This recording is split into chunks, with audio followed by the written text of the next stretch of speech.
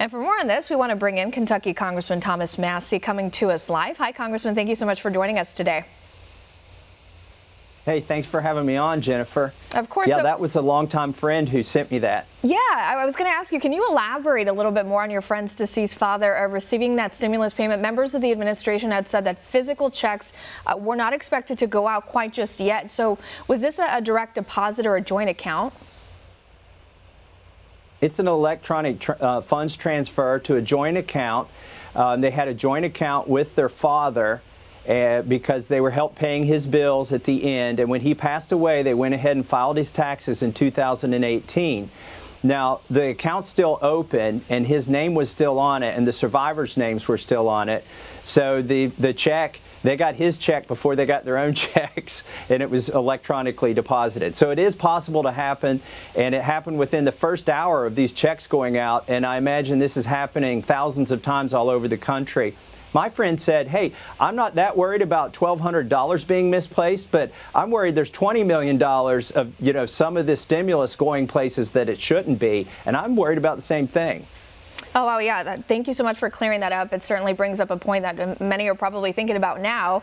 And that brings me to my next question. You said that because of the flaws in how the stimulus is being paid out, this could also pose a problem with mail-in election voting for the 2020 primaries, something that Democrats have proposed for the next stimulus package.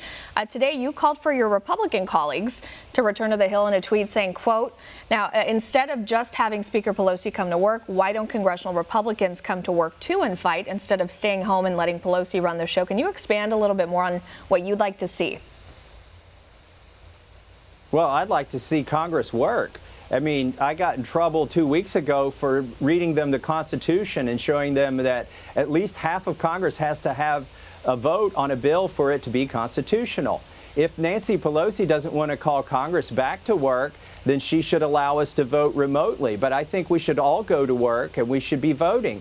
The president called for Nancy Pelosi to come back. What about calling for the Republicans to come back and post up against her? I mean, we shouldn't just be letting her pass bills on her own in Congress.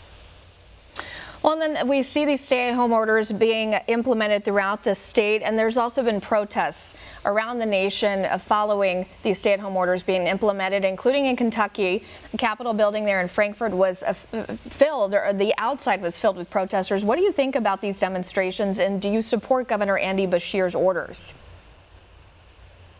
Oh, I don't support Andy Beshear's orders. Look, this weekend he let out 600 felons and almost in the same breath announced that he was going to have state troopers patrol church parking lots to take pictures of license plates and issue warnings to Christians who are going to church. I think it's ridiculous. At the same time, in Louisville, Kentucky, they're announcing they're not even going to investigate burglaries and hit and runs anymore.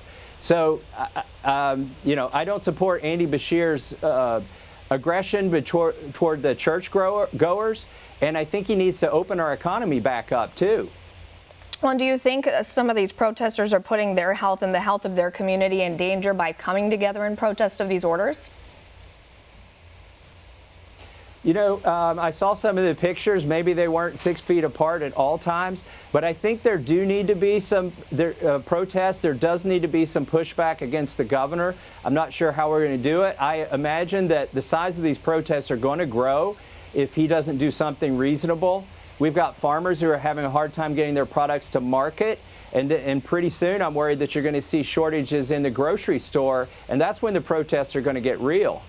All right, Congressman Thomas Massie speaking about the state of Kentucky and how it's handling this ongoing pandemic. Thank you for your time. Stay safe. Thank you, Jennifer. Stay safe. Want to see more videos like this? Click on the link below and subscribe to One America News on YouTube, and call your cable provider and kindly demand that One America News is added to your lineup. Call and subscribe today.